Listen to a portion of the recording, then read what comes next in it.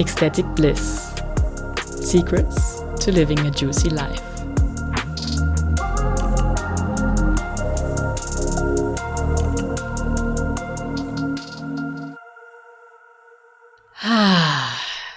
A big, deep, grounding inhale and exhale to this episode today, because it is the final episode of our first cycle through the 8 soul gasmic spiral. The spiral that we also journey through in my one-on-one mentoring. And we have, over the last episodes, explored each other phase, which were the pre-journey preparation, what it needs to get prepared, or maybe it doesn't actually need so much to fully feel ready. The grand opening of getting into the portal of immersing yourself in this temple of ecstatic bliss, of seeing and sensing that when you are already in this field, or in someone else's field in general, that you already shift something within your own field.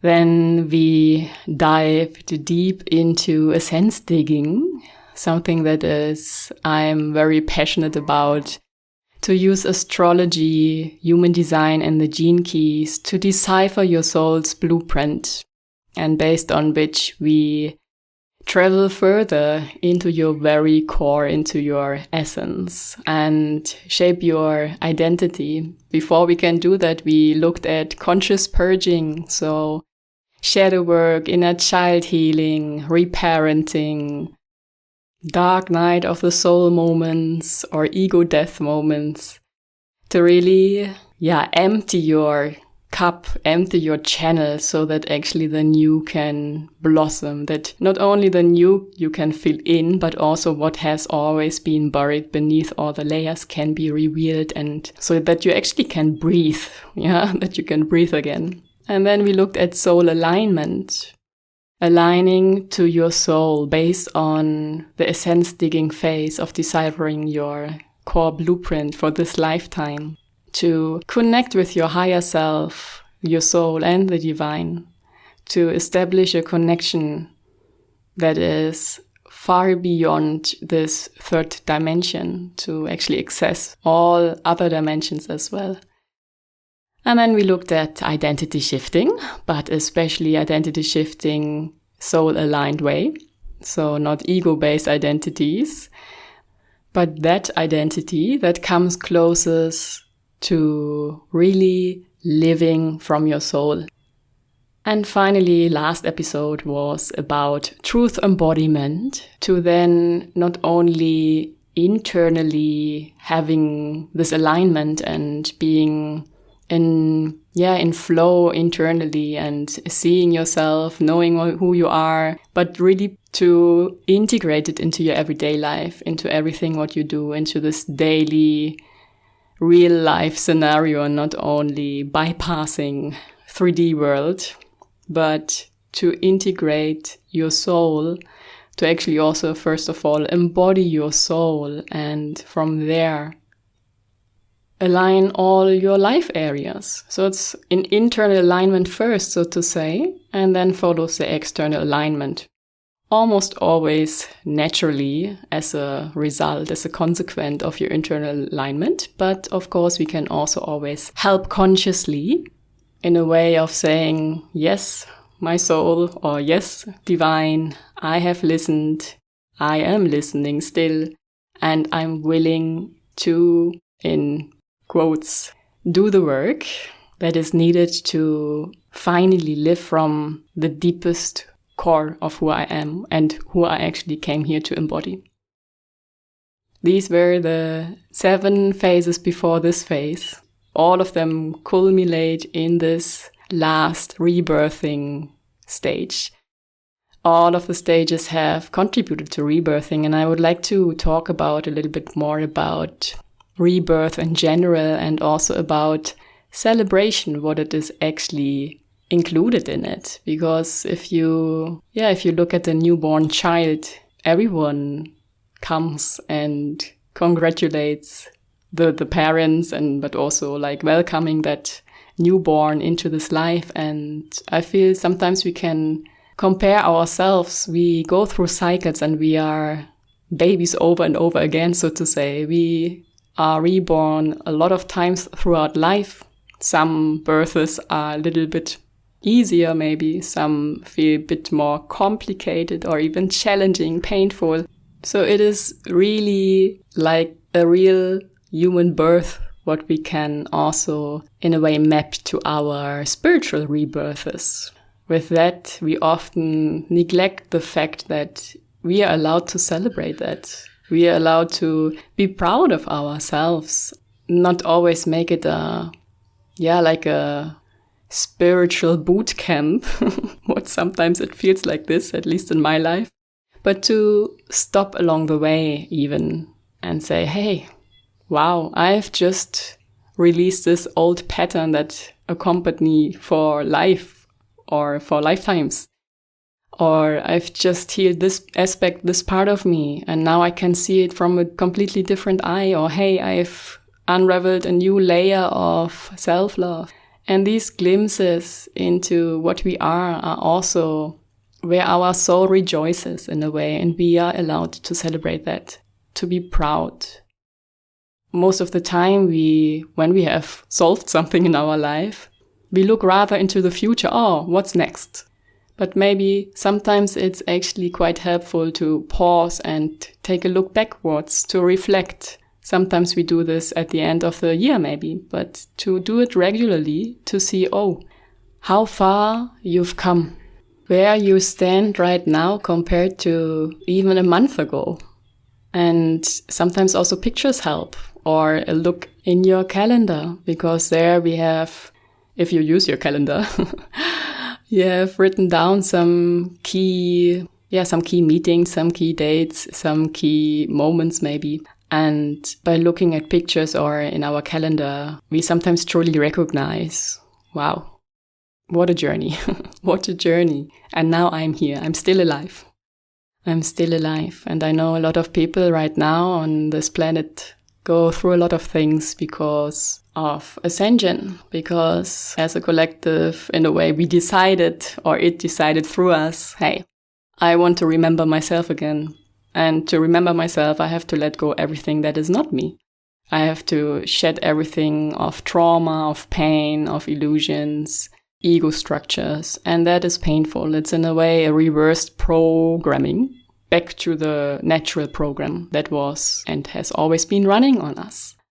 And especially in these times, it is even more so important to celebrate even the small steps. And celebration doesn't always necessarily mean, okay, balloons, cake, something grand, you know. It can also be just lighting a candle and meditating with yourself, or writing for what you are grateful about yourself, or buying yourself something you like, or preparing your favorite food. Those gentle self-love moments in a way, actually. And of course, you can also invite friends or people who mean a lot to you, but I mean even in the sense of celebrating internally yourself, and then by external small gestures already does a difference. So you feel your human self, especially, your soul knows. Your soul is not even proud or not proud, or angry or not angry, or happy or not happy. It doesn't judge anything. It's like neutral ground. It's more of an experiencer and observer without judgment. But your human self, this human self, that often needs some reference points, especially in the outer world. So small gestures, like buying yourself something, treating yourself, giving yourself a small hug, all of it helps and supports yourself. It is in a way a self-supporting system you establish for yourself by these celebration moments. Also saying, I embrace myself right now the way I am. Not that I have still my spiritual to-dos on my list to get somewhere. But right now, in this very moment, I'm whole and complete. I'm whole and complete. whole and complete. So celebration of your rebirth, the rebirths that you go throughout life. And sometimes, as I mentioned, these are quite major rebirths, and maybe you even have one in mind, and you can even backwards now even still celebrate yourself for it if you haven't yet. So this is my invitation to celebrate more. And it's a little bit also what Osho transmitted, that life should be celebration. And I know from myself, sometimes I don't see the celebration beyond the spiritual depth that I carry with me. But I know sometimes it is also in phases. And sometimes we are so much immersed in the human story or in the experience itself, because the soul wanted to make that experience. So that after that phase comes a phase of celebration. But we have to allow it ourselves. Because what sometimes can happen is that we get caught in phases of only purging or shadow work, or phases of only hustling and doing more, or researching more, or watching this movie and watching this YouTube video, or listening to this podcast, or doing another teacher training. Those tools which are on the one hand very, very beautiful. But if it becomes too much, like everything that is in excess, that is not the natural balance. Nature always seeks balance over time, at least. And it may even result in spiritual bypassing, as you may know. So there is this innate spiritual quest sometimes to do more, to achieve more, to do more courses, more trainings, to read more books, to know more. And that's a human way of thinking, or the human approach. But the soul, if you bypass that human for a moment and tap into your soul again, your soul knows actually already also the pinpoints or these steps along your path. It's a remembrance, I can repeat that, a remembrance of what is already here now. So there is actually no real destination, no real arrival even. Because life happens in spirals. That's also why I call it the spiral of soul gasm. With each spiral, we transition through the same or similar phases, but deeper, more refined, more clear. And with cycle and cycle and spiral, we also tap into the sacred geometry field. And sacred geometry is, in a way, the mathematics behind nature. And also our soul's path is one of a spiral. And that spiral is infinite. Why? Because also the soul wants to expand, wants to learn. And there are so many possibilities, infinite possibilities in this life to expand. The only sort of arrival could signify that you remember, there is no arrival. That you just even can laugh about yourself that you were searching all along for what is already here now.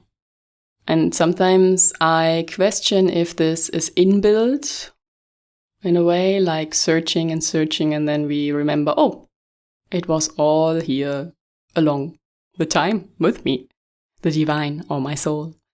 Yes, so arrival is maybe just a realization that there is no arrival, that there is no destination, but rather that it is about playing.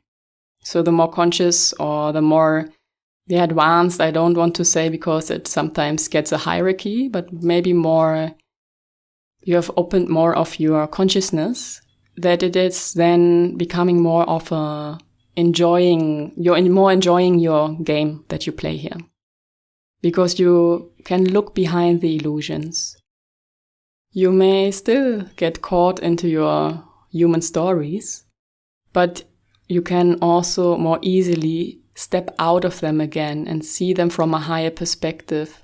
And sometimes that also is connected from my own experience, at least, that at some point you even laugh about yourself, that you feel like, okay, this was really ridiculous. Why did I engage so much in it? And it cost me so much energy or thoughts or money even. But it's all about learning, expanding or growing. And all of this is also just a remembrance for you here. I'm just a transmission or a transmitter to remind you again that there is no destination on this journey.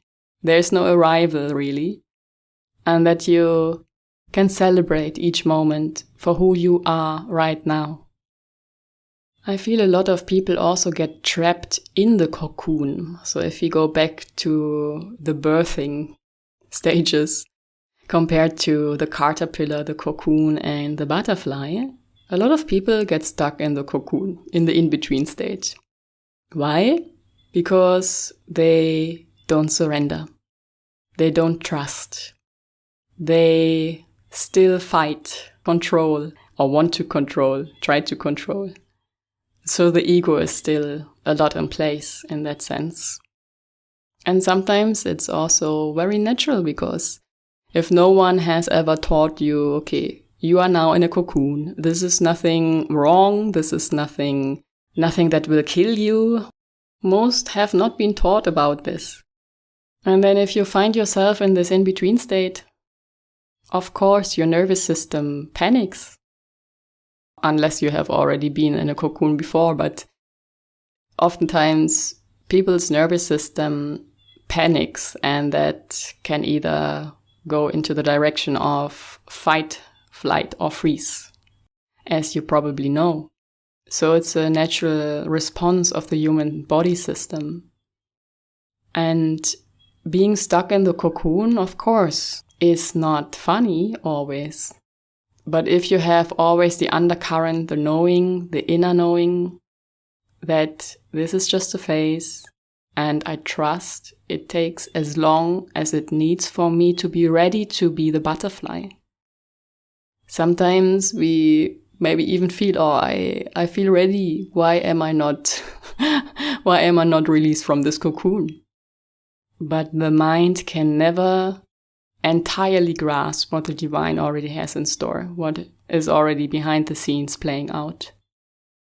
And that is something, a big learning, what we collectively go through also with this purging phase we are in.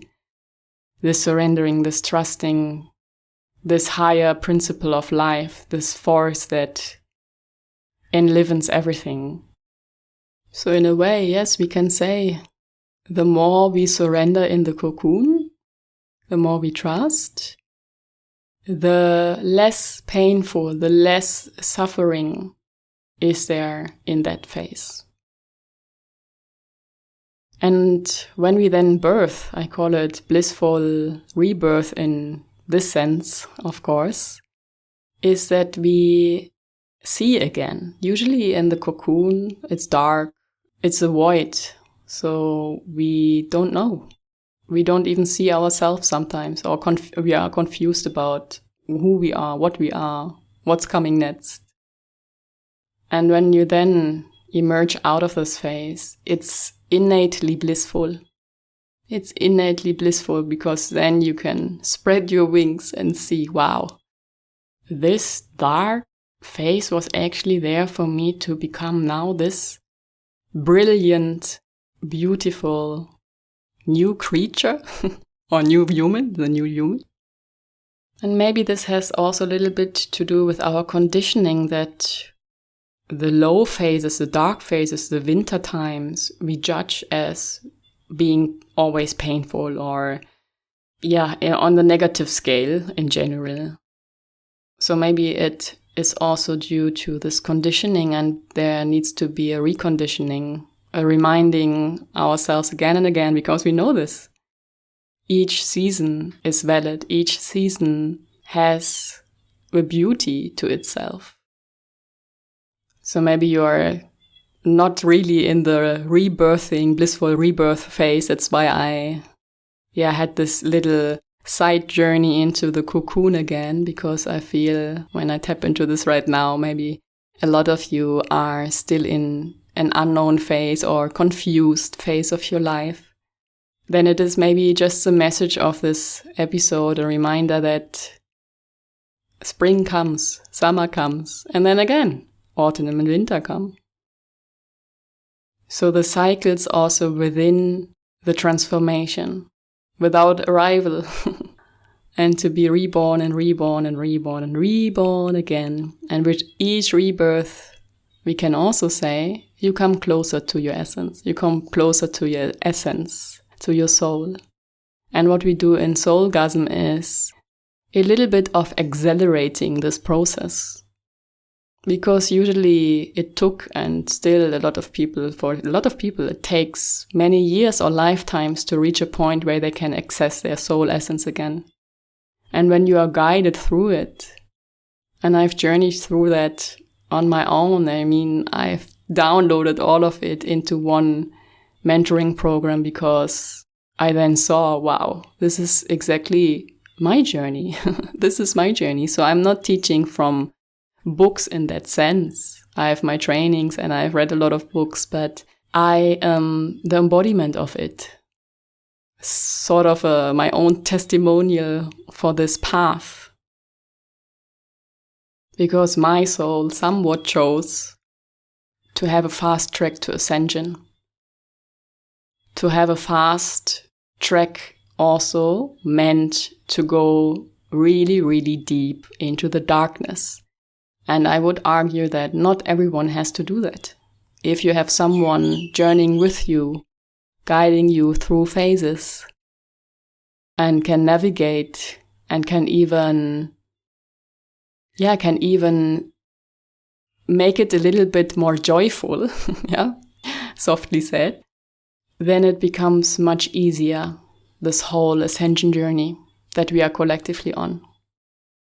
And I always say there are these forerunners or the first at the front. And I often feel one is my soul. My soul decided, all right, I'm coming here volunteering in a way to not only shed my own karma, but more so a lot of collective karma and be a disruptor, rebel a little bit and disrupt illusions from society. To become a walking transmission, and maybe that I've already mentioned in one of my podcasts, a walking transmission of embodied soul. Because intrinsically, I'm driven to decipher myself in depth. And that is why I emit so much of my essence. I can just say essence because I cannot even put it in words, what it is, what I feel, and how I sometimes even have these dates with my soul, so to say, where I'm lost in this awness for what the soul truly is. And these are not teachings. This is even almost like a activation or an initiation. And what this also entails is a little bit this saying, make your life as if you are the main character of the story. Because you are, but some choose, unconsciously or consciously maybe even, to just be a side character. And of course you can explore being a side character, but at some point the soul will knock on your door and say, wait a minute, I didn't sign up for this, my whole life at least not. So return back to me, or to myself. I mean, the soul is kind of like, sometimes if you see it that way, you can talk with your soul, which is an externalized way for the human mind to better understand it, like the I and my soul. But of course, you are it. The soul enlivens your body, and your body resides in your soul, so to say. So at some point, knock, knock, here's my soul, or here's your soul. Come back to your own path, to own your story, or to maybe rewrite it, to start a new chapter, start a new book, whatever, however you want to frame it, at least to make yourself the focal point again. It is always about you, and you know that. Also just a reminder. It is always about you, not about others. Yes, it is about love, compassion, of taking care of each other, of treating each other well. But essentially, others are the mirror and the reflection of you, and here to point you back to your own self. Main character energy feels different than side character energy, for sure. And you can even ask yourself, in which life areas do I play my main role? In which am I just a side character? And of course, in others' story, you are a side character, because it's their main character story. But for you, if you align with yourself fully, there's no other choice than being the main character. And that means radical honesty with yourself, where you live out of alignment, where you still choose ego over soul, pain over joy, suffering and grief and all the denser lower-tier frequency, long-term at least, over happiness, fulfilment, ecstatic bliss. Yes, there are seasons, but there are also, when that is purged, these phases become shorter, the phases of the cocoon become shorter, and the phases of being a butterfly become longer. Why? Because you switch to a higher frequency anyways. And the subtleties between higher frequencies, the difference between, for example, 5D and 6D, are not as heavy as 3D and 4D and 5D.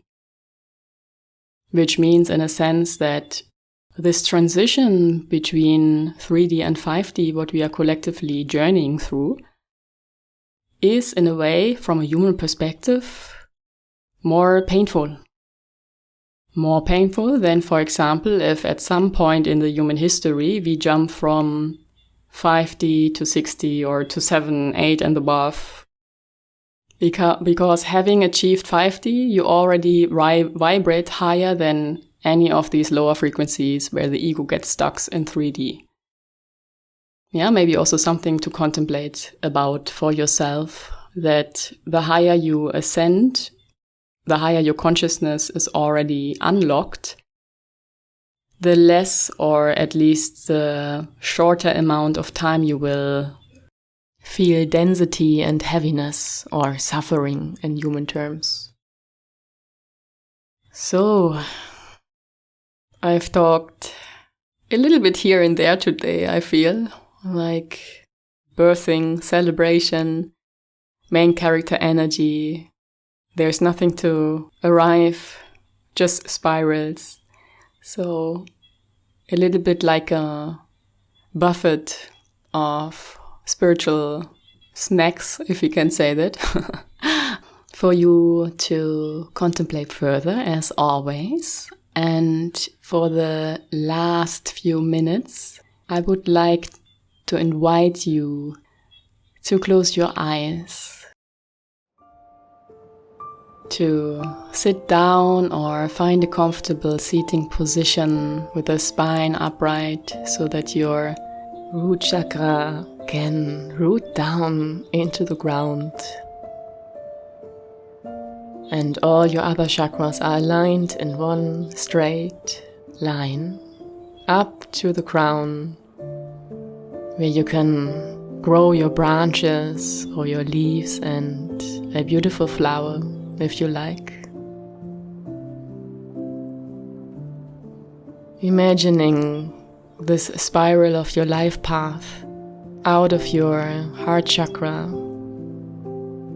a spiral that goes downwards and a spiral that goes upwards. So two spirals, one clockwise, one anti-clockwise, circulating, spiraling down and up, merging in the heart. Reminding you of the infinity of your existence.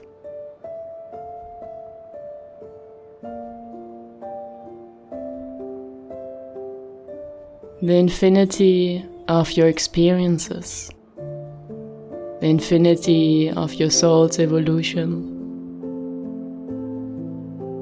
the infinity of that what is. And that although here are so many infinite possibilities available, that all is happening here, right now, in this moment, all the time, simultaneously. And you can either hop onto the spiral and experience the lows and the highs, the ups and downs. Or you can, like now, step out and just observe the spiral. Maybe even observe where you are on that spiral. That is your choice to always switch perspective between the experiencer and the observer, Shakti and Shiva. And as your spirals spiral upwards and downwards, that downward spiral grows deeper, your roots into the earth, connecting with the core of this planet, anchoring your body, your human self.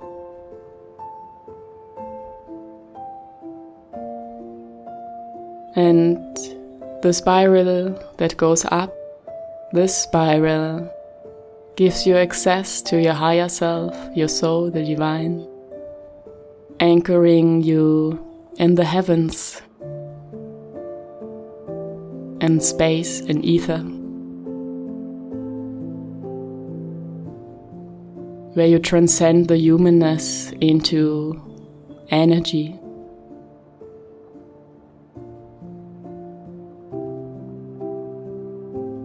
And both these spirals spiral all the time. All the time. And always joining, merging in your heart space.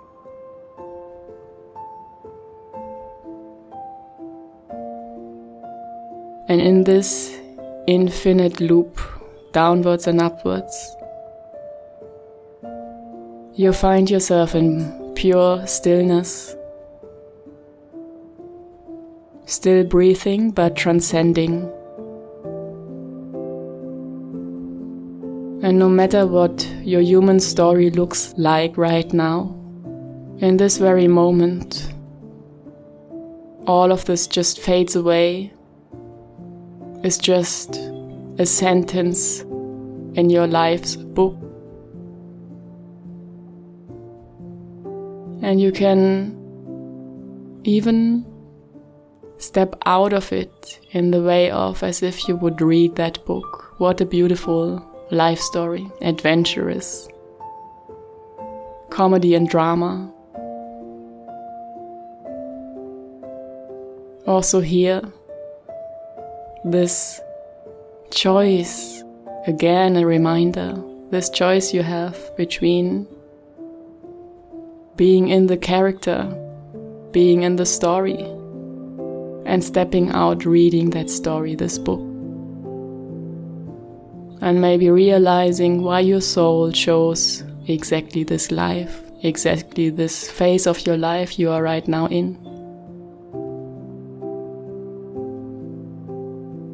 And maybe from this soul's perspective, you can even see how genius all of what till now happened in the human time dimension in your life.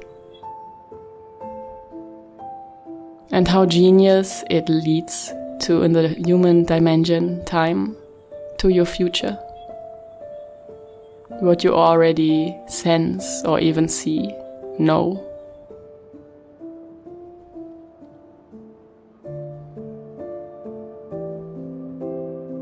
And for this, you are allowed to be proud of yourself,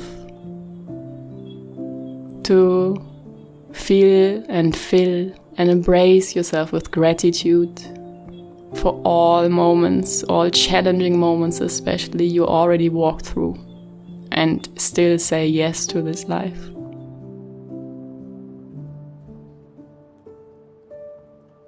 And also be grateful for all the achievements you have made, because you have been persistent, you have been true to your path. And if there are moments you remember that were not in alignment, not truthful to your own essence, then take a note of it and still be grateful, because they show you where you can still find more of your truth, and where the soul knocks on your door again and says, it's time to come home.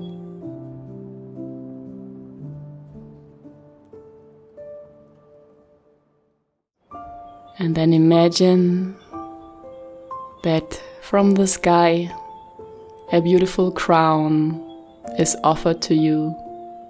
Maybe your spirit guides or angels or doves, birds are bringing this crown down to your crown chakra, to crown you in this very moment, in your very essence, for who you are, just because you are, without doing, without proving, without conditionings, labels, stories. A crown for your existence, for your pure being. And this energetic crown you can always and again envision whenever you feel it's too much on this spiritual path or in life in general. When it's getting confusing, when it's getting hard, painful, allow yourself to take a breath and envision this crown on your head that says, you are already whole and complete.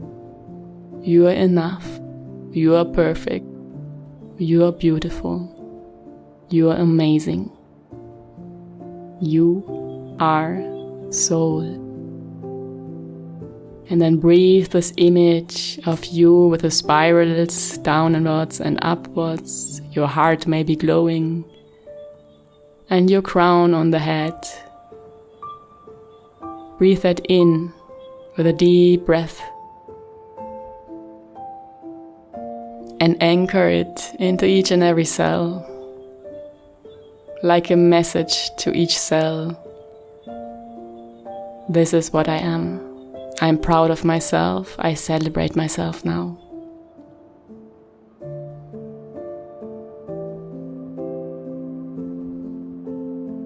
And then let these spirals just spiral on their own. Let the crown be on your head still.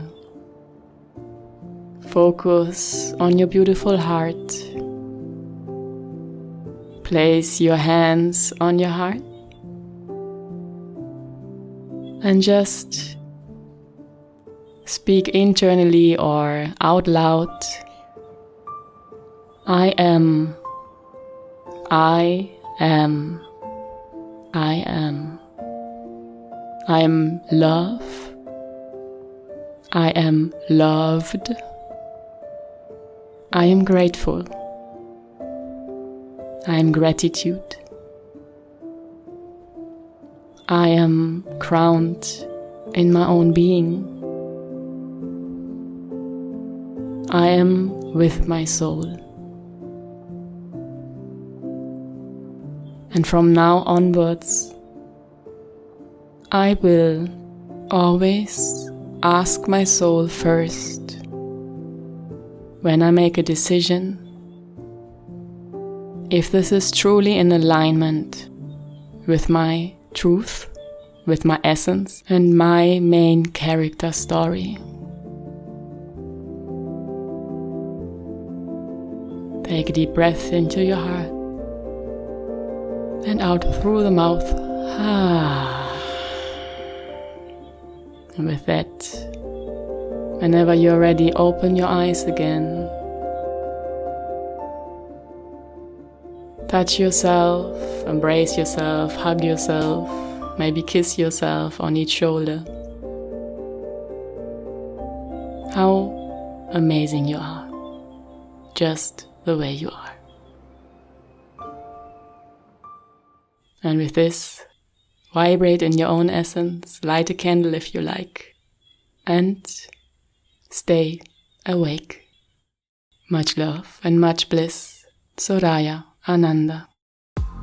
If you feel the deep pull to walk this spiral more intimately, Soul Gasm, my 6-month one-on-one sacred mentoring awaits you. This is a living embodiment of all I transmit here, but uniquely decoded for your soul. Enter the portal of ecstatic bliss and unleash your personal soulgasmic reality.